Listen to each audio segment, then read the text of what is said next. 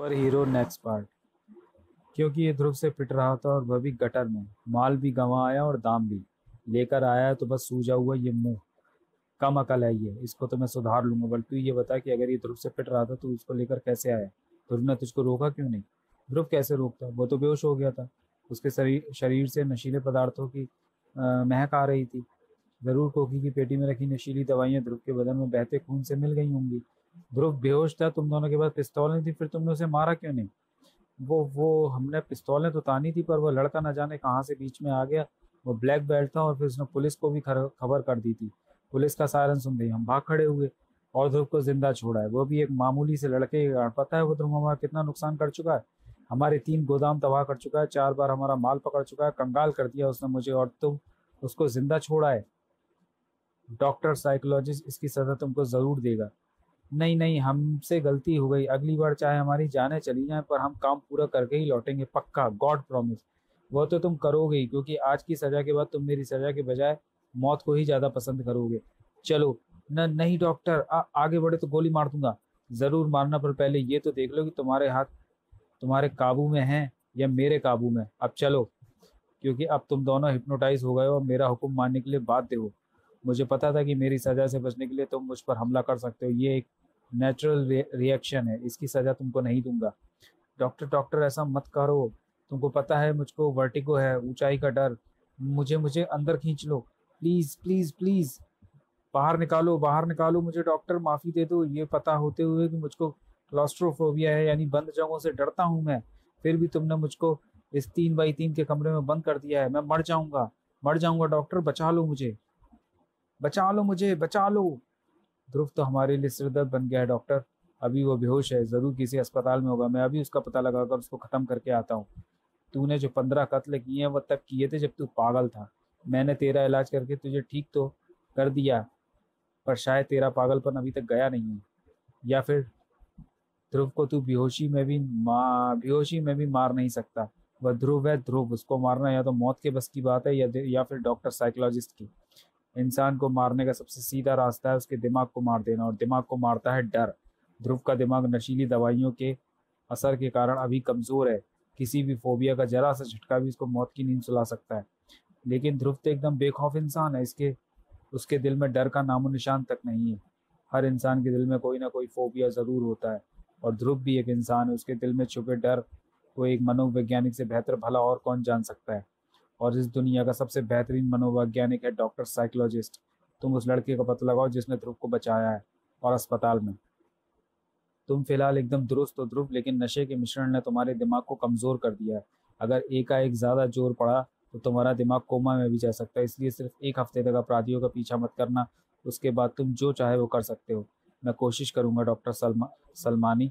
पर एक बात बताइए, आप इतने सालों से मनोचिकित्सा के क्षेत्र में हैं, क्या इस दौरान आपने कभी किसी साइकोलॉजिस्ट नाम के आदमी के बारे में सुना है? साइकोलॉजिस्ट? ये नाम तुमने कहाँ पर सुना? मैंने जहाँ पर भी सुना वो बाद में बताऊंगा, पर आपके रिएक्शन से लगता है कि ये नाम आपने भी कहीं सुना है। कई साल पहले सुना था, मेडिकल कॉलेज में। तब मैं पढ़ाई पूरी कर रहा था। हमारे साथ ही एक लड़का हुआ करता था, पारिक नाम था उसका। पर वह अपने आप को साइकोलॉजिस्ट कहलाना ज़्यादा पसंद करता था। दिमाग बहुत तेज था उसका, वह किसी भी चीज़ का केमिकल ट्रीटमेंट करके उसके उसके दिमाग की दवाई बना लेता था, तो पागलों के दिमाग को तो वो किताब की तरह पढ़ सकता था। पर साथ ही वो विकृत दिमाग का इंसान था। पागलों पर उल्टे सीधे और खतरनाक टेस्ट करना उसका शौक था। मना करने पर भी वो मानता नहीं था, पर हद तो तब हो गई जब उसने मनोविज्ञान के तरीकों का सहारा लेकर हमारे हेड ऑफ डिपार्टमेंट को ही पागल बना दिया। तब मैंने उसको रोकने की ठान ली।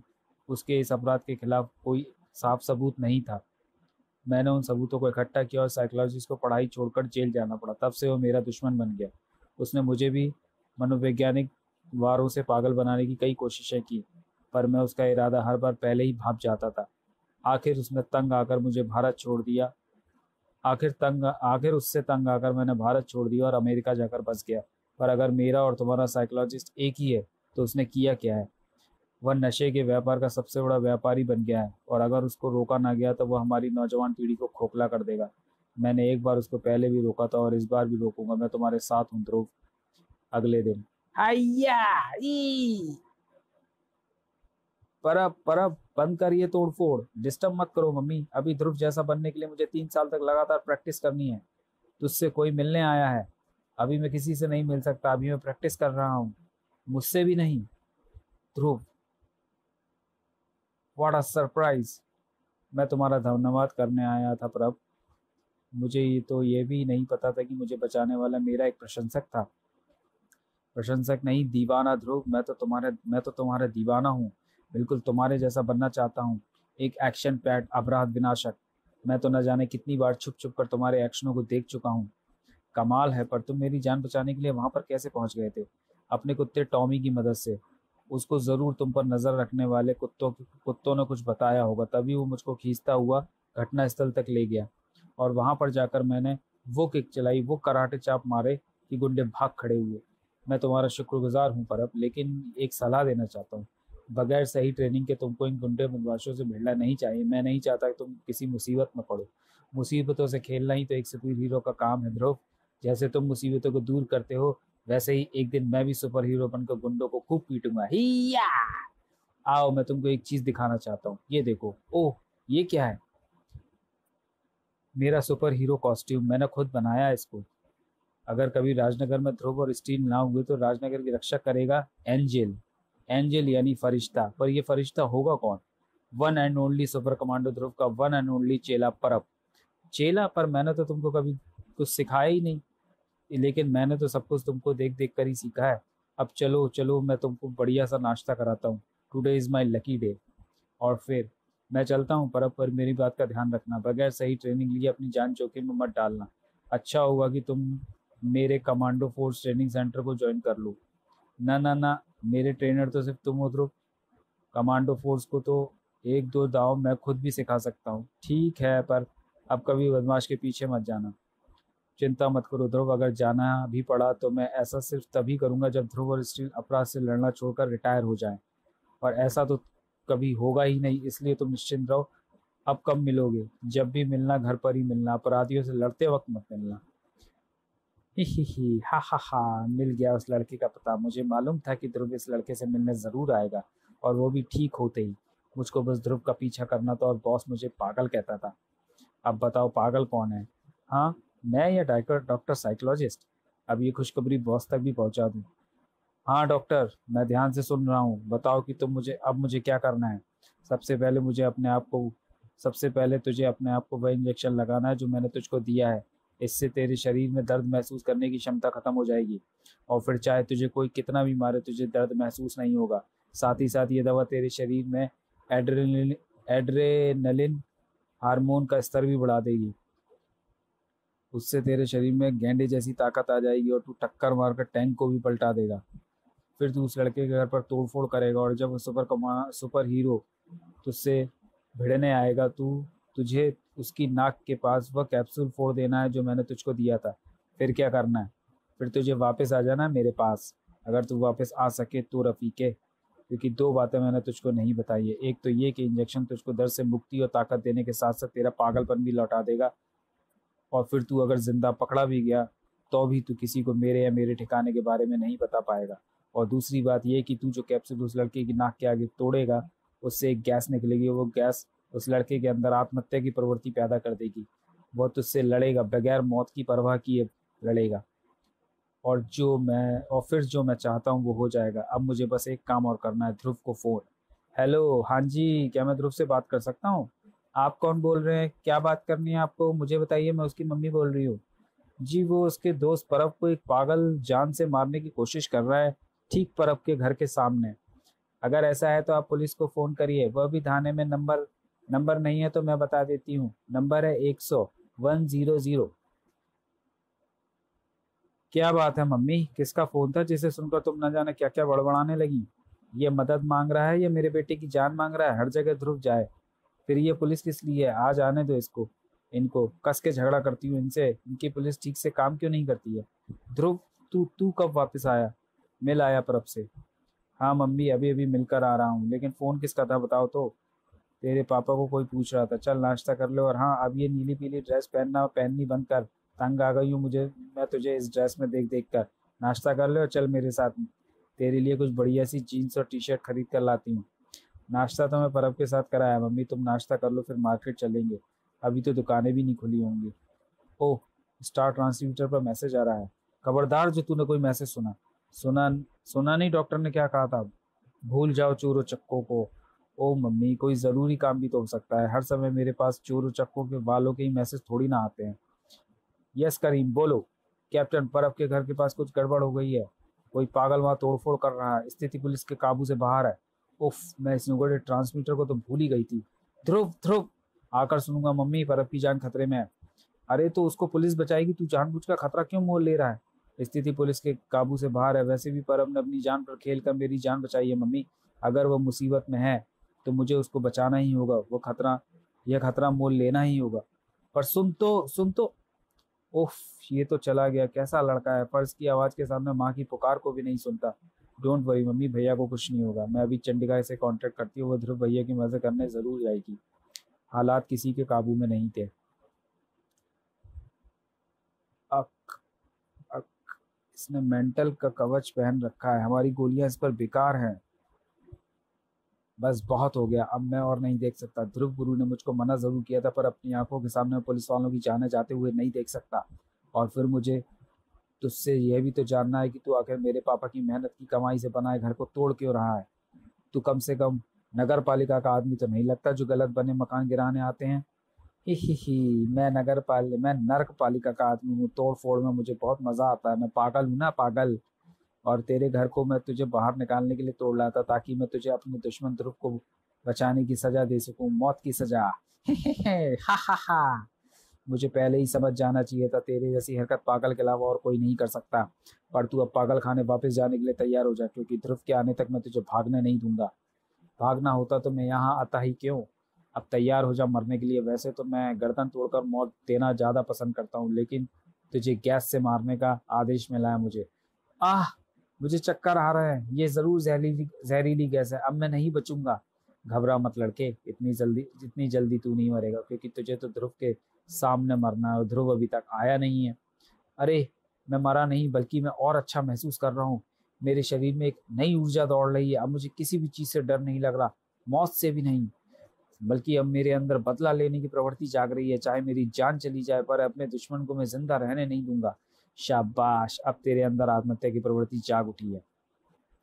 अब तू विकेट का पीछा करेगा और विकेट तुझको नहीं छोड़ेगा।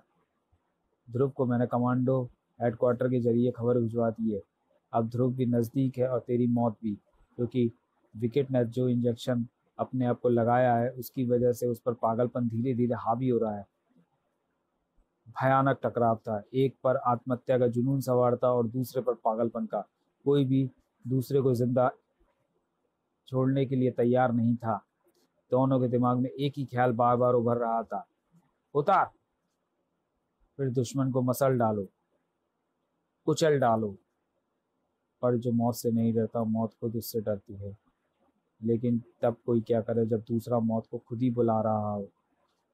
पर अब की उसके ने विकेट के दिमाग को अंधेरे में डुबो दिया और फुल स्पीड से भागकर वो उस पुल की तरफ बढ़ता के चला गया।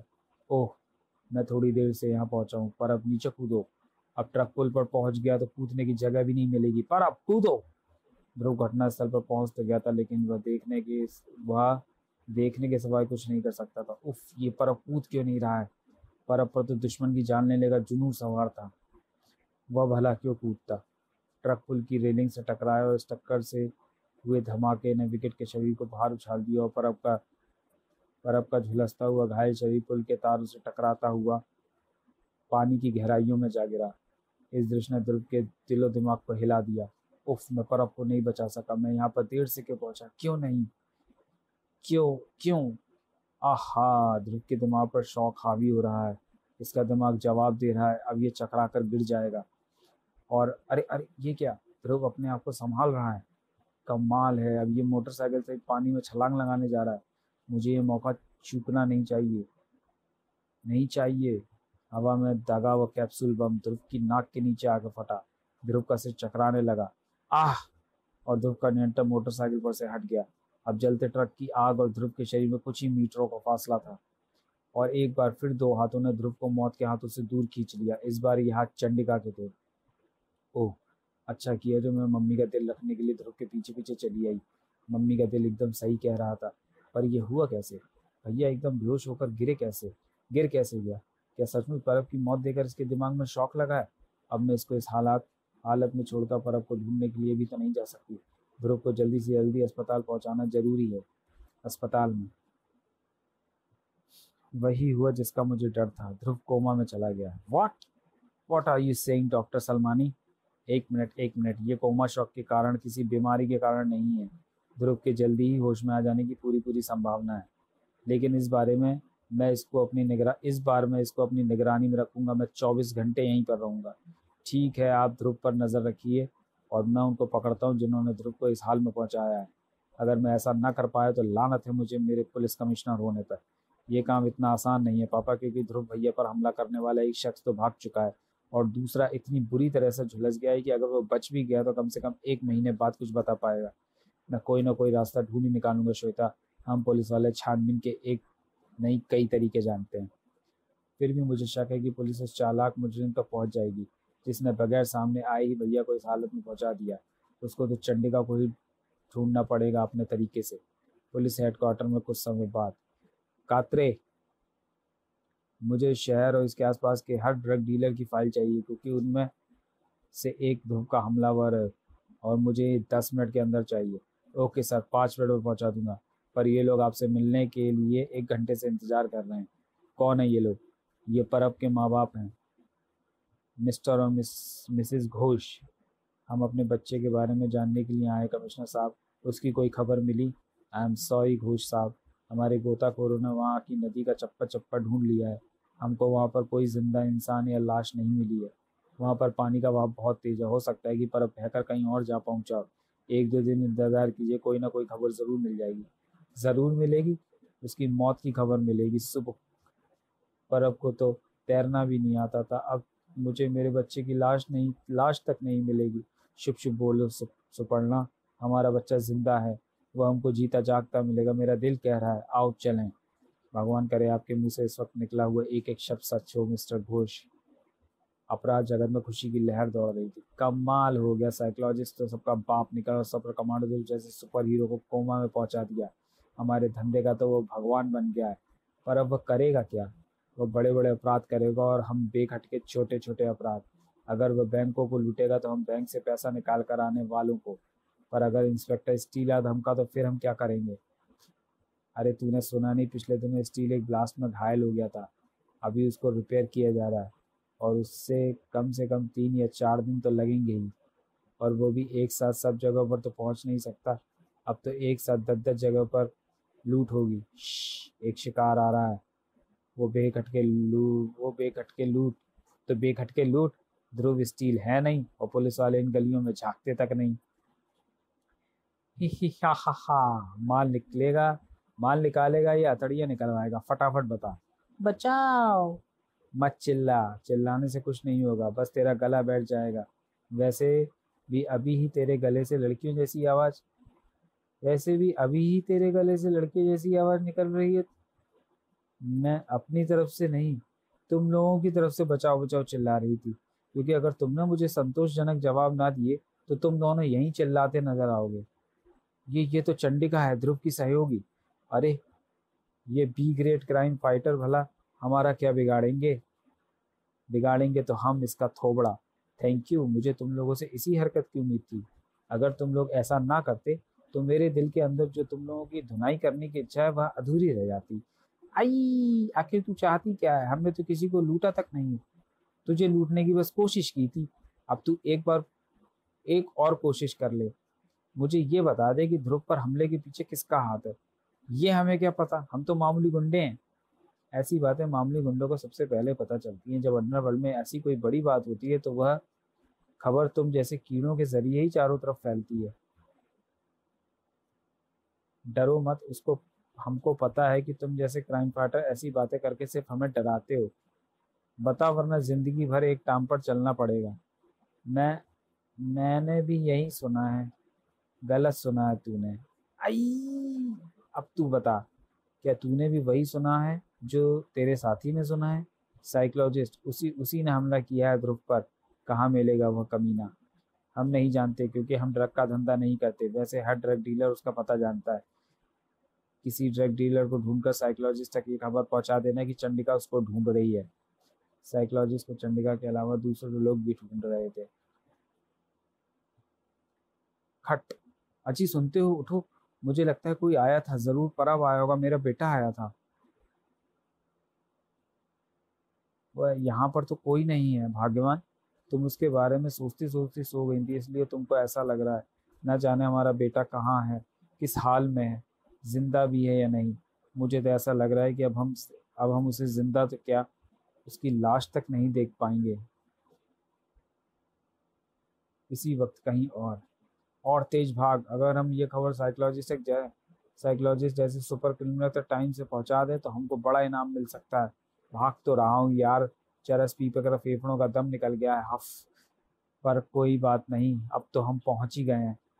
अरे लोटिया पोटिया, माल लेने आयला है, जरूर कोई मोटा मुर्गा हलाल किएला है। चल नोट निकाल और माल ले और फूट ले। आज नोट देने नहीं, लेने आए हैं भाई। पीएल है क्या, किस बात के नोट? एक जरूरी खबर है, साइकोलॉजिस्ट तक पहुंचानी है। ये दोनों साइकोलॉजिस्ट की दुकान पर क्या कर रहे हैं? अपने कपड़े तो उन्होंने शायद कई सालों में धुलवाए हों।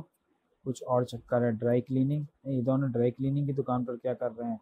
अपने कपड़े तो उन्होंने शायद कई सालों में धुलवाए हो, कुछ और चक्कर है। ड्राई क्लीनिंग वाला इनको भगा रहा है। इस दुकान की जांच करनी होगी। क्या हुआ वेग भाई, लोटिया पोटिया क्या बताने आए थे?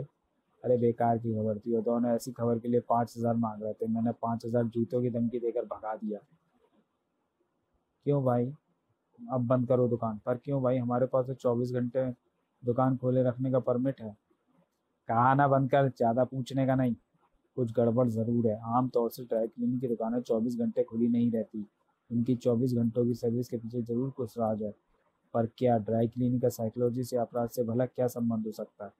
यहाँ तो सिर्फ गंदे कपड़े हैं, या फिर धुले हुए कपड़े। ना बारूद है, ना गोली, और ना ही बंदूकें। फिर अरे इस धुले कोट की जेब में कुछ है। ओ माय गॉड, ये तो एक पैकेट है, सफ़ेद पाउडर से भरा पैकेट। और मैं शर्त लगाकर कह सकती हूँ कि ये सफ़ेद पाउडर हीरोइन या कोकीन है।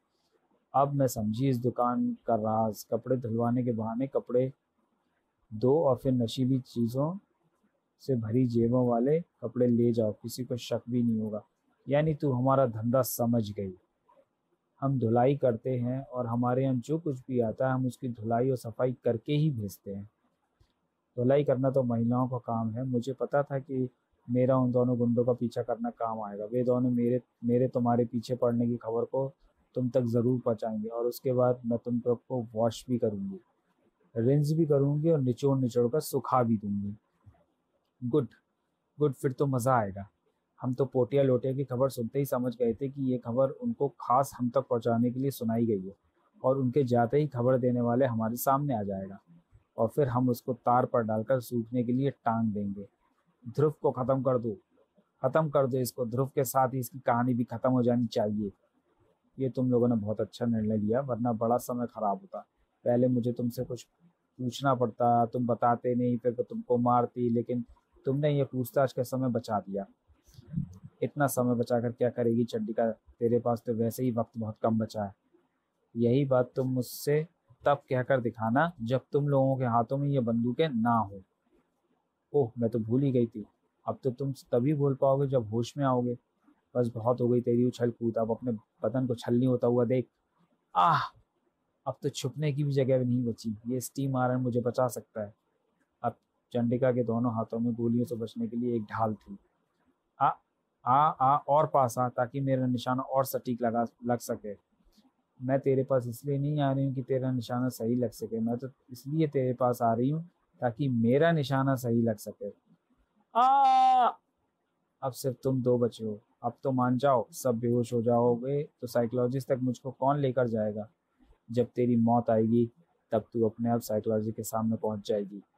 वैसे तो इस पाइप से हमारी स्ट्रीम प्रेस में प्रेस करने के लिए भाप भेजी जाती है, लेकिन फिलहाल ये तुझको उबालने के लिए काम आएगी।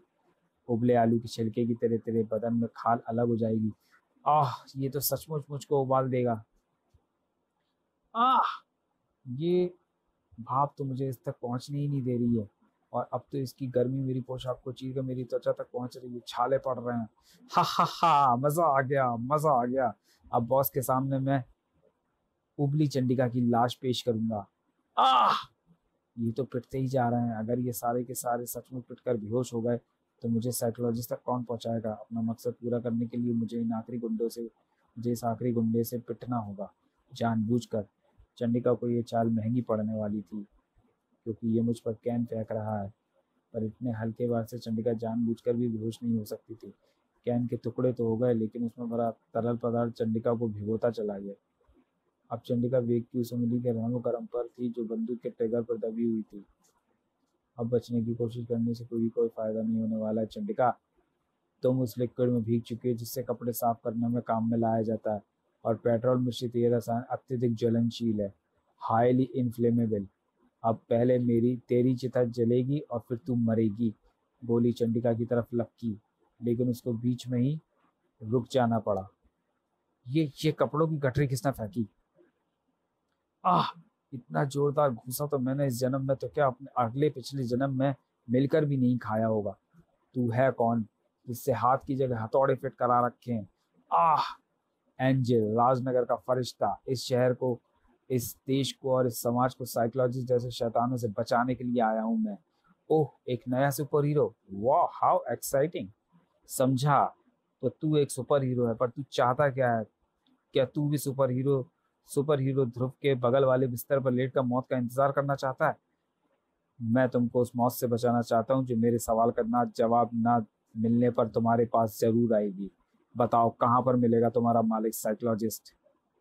बस, बहुत सुन ली वेग ने तुम सबकी चाय चाय। अब वेग तुम दोनों को एक साथ ही मौत देगा, और वो भी अकेले। तू जूडो कराटे का उस्ताद जरूर लगता है एंजल बच्चे, पर मैं भी 3rd degree belt 10th degree black belt हूँ। और मेरे पास एक चीज और है जो मुझे तुम दोनों की गर्दनें मरोड़ने में मदद करेगी, और वह है कोकीन। और खून के जरिए दिमाग तक पहुंचते ही पूरे बदन में करंट दौड़ा देती है। और फिर वह कोकीन करंट बड़े बड़े सुपर हीरो को जमीन चटा देती है। आह, ये वेग तो वाकई मार्शल कला का उस्ताद है, और कोकीन से मिली ताकत के कारण इसके हर वार में हड्डियों को चूर चूर करने की ताकत है। लेकिन मेरा अपनी हड्डियां तोड़वाने का इरादा बिल्कुल भी नहीं है। अरे, ये कोट कमाल है। इस नई सुपर हीरो एंजल की स्टाइल तो बिल्कुल ध्रुव से मिलती जुलती है। यह भी मौके पर मौजूद चीजों को ही अपना हथियार बना लेता है। अभी इसने जिस तरह से कोर्ट में वेग के हाथों को फंसाकर उसको बेबस किया है, ऐसा आइडिया तो सिर्फ ध्रुव के दिमाग में ही आता है। अब तुम बेबस हो और भागने के सारे रास्ते बंद हैं। अब बोलो, बताओगे साइकोलॉजिस्ट का पता? अभी 1 सेकंड बाद ना तुमको मुझको रोकने की स्थिति में रहोगे एंजल, और ना ही चंडिका तक, क्योंकि चंडिका अभी भी पेट्रोल मिश्रित रसायनों से भीगी हुई है। अब सोच ले एंजल, तू चंडिका को बचाएगा या मुझे पकड़ेगा? अब मुकाबला एंजल के दिमाग की स्पीड और वेग के पैरों की गति के बीच में था। ये मोटा पर्दा चंडिका को अपने अंदर ढूंढकर उसकी जलती पोशाक का संपर्क वायुमंडल के ऑक्सीजन से काट देगा। वाह, ये तो सोचता भी ध्रुव की तरह है। अब बोल वेग, जितनी देर में मैंने चंडिका के शरीर पर लगी आग बुझा दी, उतनी देर में तो तू 3 कदम भी नहीं रख पाया। तूने अपनी मौत को रोक लिया एंजल। अब चंडिका भी जलेगी और तू भी जलेगा। जानता है, ड्रग के धंधे में सबसे पहले मैं मेलों में फायर ईटर के नाम से मशहूर था। तेरा नाम चाहे जो भी रहा हो, पर अब तो तू साइकोलॉजिस्ट के चमचे के नाम से ही जाना जाएगा। अब भी वक्त है, बता दे साइकोलॉजिस्ट का ठिकाना। बड़ा मूर्ख है तू वेग। फायर फायर फायर ईटर है, मैं आग को पी जाता हूँ। और जो आदमी अपने पेट में आग को रख सकता है, वह अपने बॉस की जानकारी को भला कैसे उगलेगा? आह, इसकी आग की लपट मुझे इस तक पहुंचने नहीं देगी, और अगर एक बार ये दरवाजे तक पहुंच गया तो दरवाजे को बाहर से बंद करके भाग जाएगा। इसको वापस खींचना होगा। एंजल का ध्यान भटका। आह, और आग की फुहार ने उसकी पोशाक को दहका दिया। हा, देखा, तूने शायद इसलिए मुझको भागने से रोका था क्योंकि तुझको इस दुनिया से भागना था। मेरी लात खाकर बड़ा आया था सुपर हीरो बनने। अब मर। मैंने ये आग जानबूझकर लगवाई थी वेग, ताकि तू भागना छोड़कर अपने आप मेरे पास आ जाए। चंडिका, मेरे शरीर को भी पर्दे में लपेटकर आग बुझा दो। अभी लो सुपर हीरो, और तब तक तू मुझको साइकोलॉजिस्ट का पता बताएगा। कभी नहीं, तू मेरी जान ले सकता है पर मैं तुझको अपने बॉस का ठिकाना नहीं बता बता सकता। ये तो गधे की तरह अड़ गया है। ये बकेगा, सब कुछ बकेगा। बस इसकी याददाश्त को थोड़ा सा साफ करना होगा। नहीं नहीं नहीं, रोको इसे, मुझे चक्कर आ रहा है, दम घुट रहा है। जब अपने बॉस का ठिकाना याद आ जाए तो बता देना, मैं 1 मिनट में 300 चक्कर काटने वाले इस टम्बलर को बंद कर दूंगा। बता दूंगा, सब बता दूंगा। मुझको बाहर निकालो, मुझे गोल घूमने वाली चीजों से बहुत डर लगता है। मैं तो आज तक किसी झूले पर भी नहीं बैठा, मुझे बाहर निकालो निकालो। साइकोलॉजिस्ट, तुझको लोग की बॉर्डर पर बने अपने फार्म हाउस पर मिलेगा। फार्म हाउस का नाम हेवन है। वाह, गुड गुड। इन सबको पुलिस स्टेशन पहुंचा देना। चंडिका, मैं साइकोलॉजिस्ट का इलाज कराने जा रहा हूँ, इलाज करने जा रहा हूँ। हम खुद पुलिस स्टेशन चले जाएंगे। अब तो बस वहीं पर हमारी जानें बच सकती हैं, क्योंकि साइकोलॉजिस्ट तो अब हमको जिंदा छोड़ने वाला नहीं है। कमाल है, ये सहयोग नहीं हो सकता। एंजल तो बिल्कुल ध्रुव की स्टाइल में काम करता है। मुझे कुछ शक हो रहा है। मैं अभी डॉक्टर सलमानी को फ़ोन करती हूँ। डॉक्टर सलमानी, मैं चंड, मेरा मतलब श्वेता बोल रही हूँ, ध्रुव की बहन। हाँ श्वेता, कहो क्या बात है। व्हाट, ये तुम क्या कह रही हो? ध्रुव भला कहीं और कैसे हो सकता है? वह तो कोमा में है। एक नर्स 24 घंटे उसके साथ रहती है। पर यस, तुमको पक्का यकीन है कि ध्रुव वहां पर आया था? ओ गॉड, मैं अभी जाकर देखता हूँ। सिस्टर सिस्टर, क्या ध्रुव कहीं बाहर गया था? ओह, ध्रुव कहीं कैसे जाएगा? 1 घंटे के लिए मेरी आंख जरूर लग गई थी, पर ध्रुव पहले भी यहीं पर था और अभी भी यहीं पर है। तुमको कुछ गलत फहमी हुई है श्वेता। आप जरूर मेरी चेकिंग कर रहे हैं ना? ध्रुव तो यहीं पर है, मेरी आंखों के सामने, कोमा में। Okay doctor and sorry. अगर ध्रुव एंजल नहीं है तो एंजल है कौन? कौन है ये नया सुपर हीरो? अब जब मैं साइकोलॉजिस्ट के अड्डे पर उससे मिलूंगी तो सबसे पहला सवाल उससे यही पूछूंगी। और वहां से थोड़ी दूर पर, कौन है ये नया सुपर हीरो एंजल जिसने मेरे वेग जैसे आदमी को जुबान खोलने पर मजबूर कर दिया? और अब तू कह रहा है कि वो यहीं पर आ रहा है? हाँ डॉक्टर, हमने जिस आदमी को वेग पर नजर रखने का काम दिया था उसने अभी अभी फोन पर यही इंफॉर्मेशन दी है। तो फिर आने दो इस नए सुपर हीरो को। उसका क्राइम कैरियर साइकोलॉजिस्ट के कारण शुरू हुआ है, तो फिर खत्म भी साइकोलॉजिस्ट के कारण ही होगा। राजनगर के फरिश्ते, एंजल से मौत के फरिश्ते साइकोलॉजिस्ट की टक्कर होगी। और तब शायद ये राज सामने आएगा कि कौन है ये एंजल, राजनगर का फरिश्ता।